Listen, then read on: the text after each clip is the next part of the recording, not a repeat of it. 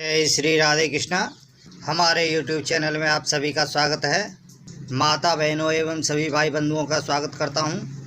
आज हम अपने YouTube चैनल के माध्यम से पुत्र प्राप्ति के कुछ उपाय लेकर के आए हैं। जिनके घर में कन्या ही कन्या उत्पन्न हो रही हो, पुत्र उत्पन्न नहीं हो रहा है, उनके लिए हम कुछ उपाय बताएंगे जिसके करने से पुत्र की प्राप्ति अवश्य होगी। वह क्या है, किस तरह से करना चाहिए और किस तरह से उसको लेना चाहिए, वह सभी हम आपको बतलाने जा रहे हैं। उससे पहले जो भी नए सदस्य मेरे वीडियो को देख रहे हैं उनसे अनुरोध है, कृपया चैनल को सब्सक्राइब करें, लाइक करें तथा शेयर करें और बगल में लगा घंटी का बटन दबाना ना भूलें, जिससे हम जो भी वीडियो बनाएं उन सभी का नोटिफिकेशन आपके पास में पहुँचे। इस वीडियो को आप पूरा देखें।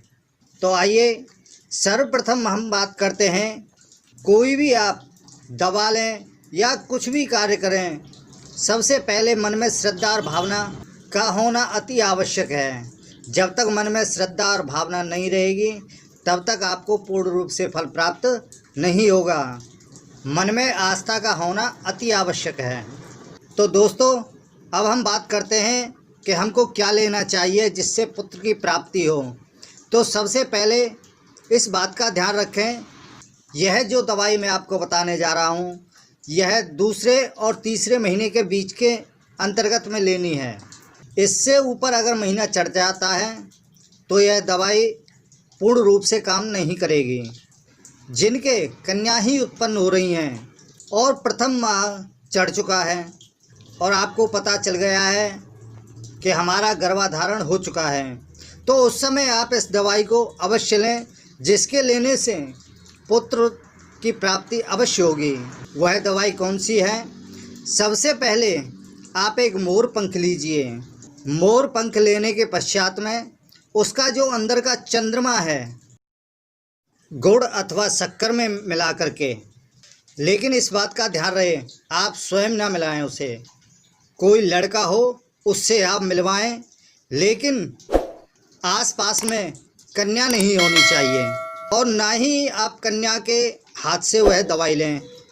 गुड़ और शक्कर में मिला करके किसी लड़के के हाथ से आप वह दवाई लें, लेकिन यह दवाई आपको 5 टाइम लेनी है। जैसे आज सुबह ले ली, कल आज शाम को ले ली, कल सुबह ली और कल शाम ली और परसों सुबह ली।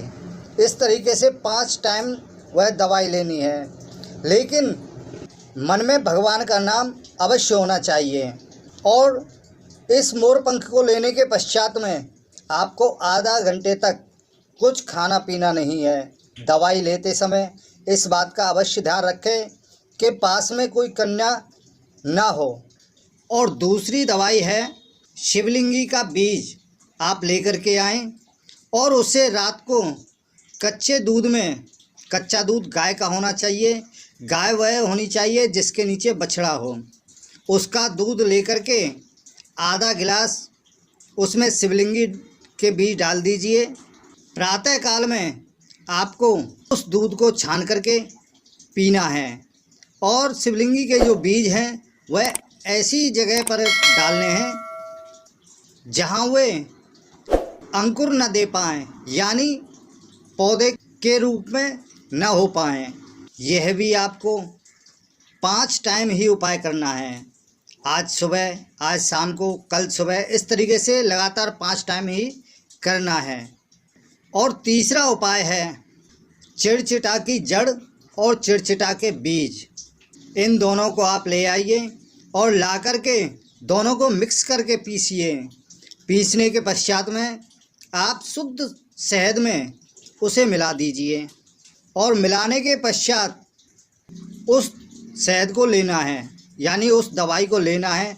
लेकिन ध्यान रहे, दवाई लेने से पहले आधा घंटा पहले ना तो आपने कुछ खाया पिया हो और ना ही आधा घंटे बाद आप कुछ खाएंगे पिएंगे। यह तीनों दवाई लेने के पश्चात में इनमें से आप कोई भी दवाई लीजिए। दवाई लेने के पश्चात में भगवान का नाम स्मरण, भगवान का पूजन अवश्य करें, यानी श्री कृष्ण भगवान लड्डू गोपाल जी का अवश्य पूजन करें। मन में श्रद्धा भावना होना अति आवश्यक है, क्योंकि बिना आस्था के कोई भी फल प्राप्त नहीं होता है। ये तीनों दवाइयों में से आप कोई भी एक लेते हैं तो वह लगातार 5 टाइम आपको लेनी होगी, और जब आप दवाई लो उस समय कन्या आपके पास में नहीं होनी चाहिए। अगर किसी को कुछ अन्य जानकारी चाहिए तो आप मुझसे संपर्क कर सकते हैं। बहुत से लोग कुंडली दिखाने के लिए कहते हैं, लेकिन कुंडली दिखाने का शुल्क अलग होता है। उसके लिए आपको शाम 5 बजे से लेकर रात शाम 7 बजे तक आप मेरे पास कॉल कर सकते हैं, कुछ भी पूछ सकते हैं, लेकिन कुंडली विवरण का शुल्क अलग रहेगा। तो आज के लिए बस इतना ही। जय श्री राधे कृष्णा।